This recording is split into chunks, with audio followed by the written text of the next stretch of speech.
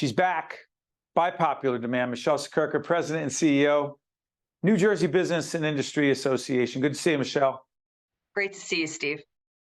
We are going to put up your website and talk about a whole range of business issues, and also plug the fact that New Jersey Business, your publication, the publication that NJBIA puts out as our media partner. Michele, let me ask you this. The Governor Murphy's budget, $54.3 billion budget, legislature passes it as well. The governor signs it. What do you like about it? And then we'll talk about what you don't like. What do you like about it? Yeah, so what we like about it, first and foremost, is that we have the sunset of the corporate business tax taking place at the end of this year. So December 31st, say goodbye to the extra surcharge that we had on New Jersey's corporate business tax, which is 2.5%, which made us not just the largest corporate business tax in the nation, but an outlier by very much. CBT, corporate business tax, will go down to 9% on January 1. That puts us the fourth most expensive in the nation. So still not as competitive as we would like to be, still a lot of work to do here, but definitely a move in the right direction. And Steve, there's also some other corporate tax reform I know we'll get to. Can we do that? But before we get to that, there are some in the Democratic Party and some on the left, progressives, liberals, and I don't mean that in a negative way, just those who identify in that way.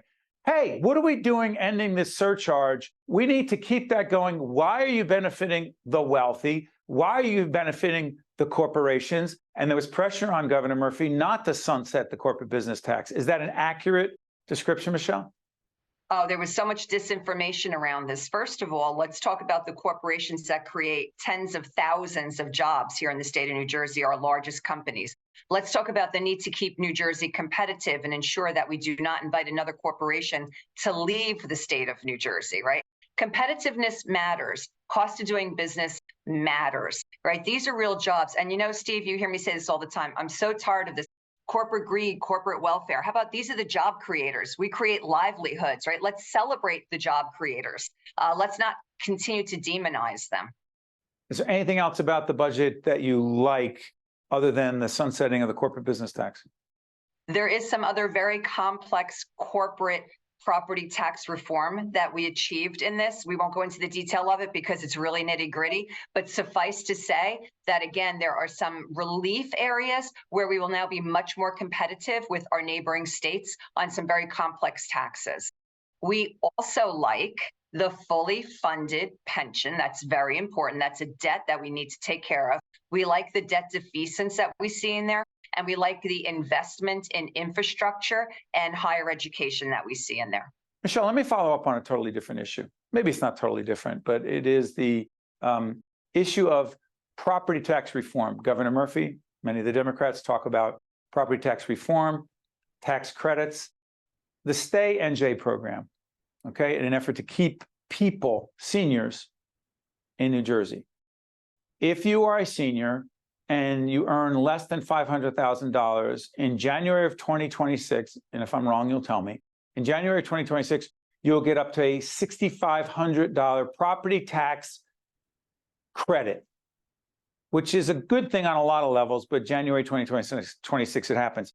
That does help the business community because businesses own property, correct, Michele Siekerka? Unfortunately, that's incorrect, Steve.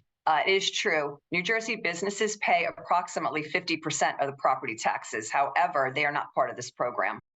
In fact, they're not part of Anchor either. You know, the Anchor program is the other property tax. And let me say this, relief program. None of this is reform. It's relief. Okay, reform is when you go in and you change the rules from the beginning on how you tax. All right, that's reform. Not semantics?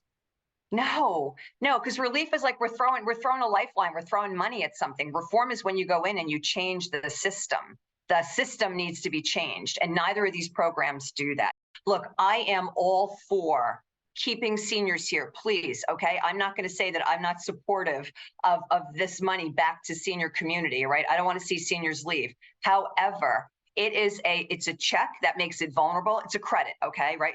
It makes it vulnerable. When the money's not there, it's not going to be there, okay? And you said it, January 2026. You know what January 2026 is? The beginning of the next administration in New Jersey. So Governor Murphy will not be in office? Correct. Coincidence?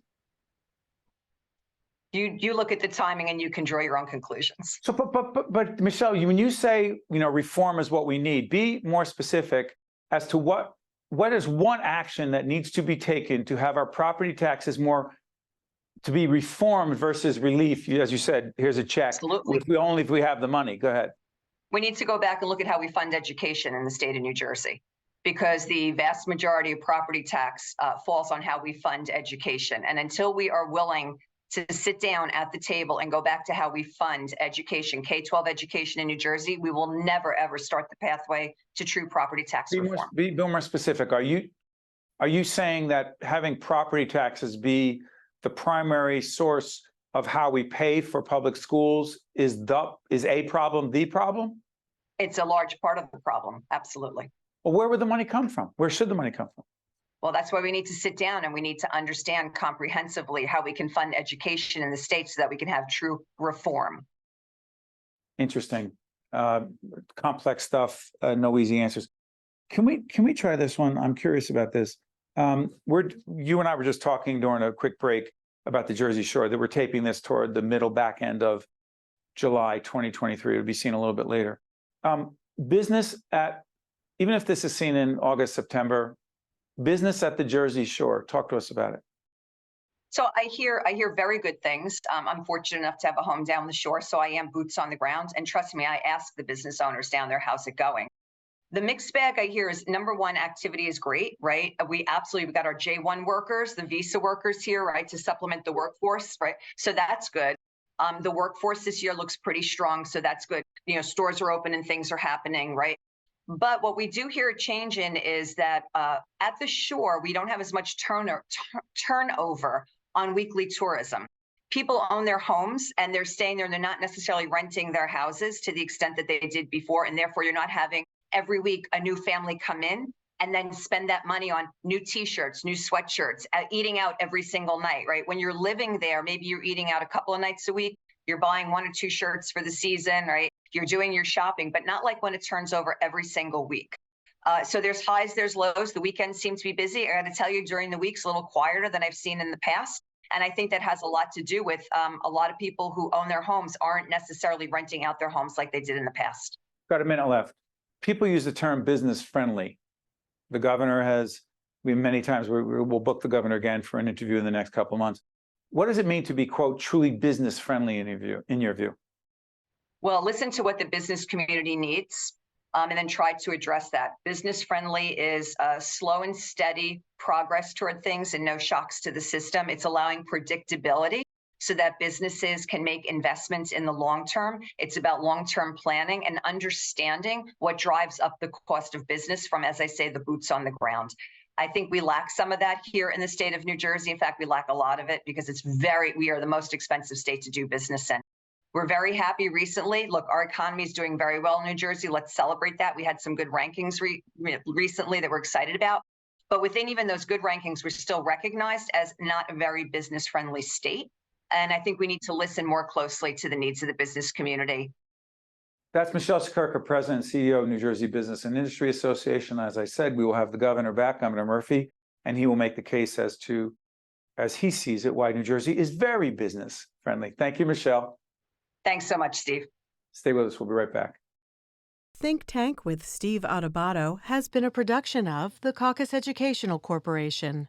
Funding has been provided by NJM Insurance Group, Citizens Philanthropic Foundation, New Jersey's Clean Energy Program, Robert Wood Johnson Foundation, Horizon Blue Cross Blue Shield of New Jersey, New Jersey Sharing Network, the Turrell Fund, supporting Reimagine Childcare, the Port Authority of New York and New Jersey, and by the New Jersey Economic Development Authority. Promotional support provided by New Jersey Globe and by New Jersey Monthly. NJM Insurance Group has been serving New Jersey businesses for over a century. As part of the Garden State, we help companies keep their vehicles on the road, employees on the job, and projects on track. Working to protect employees from illness and injury, to keep goods and services moving across the state. We're proud to be part of New Jersey. NJM, we've got New Jersey covered.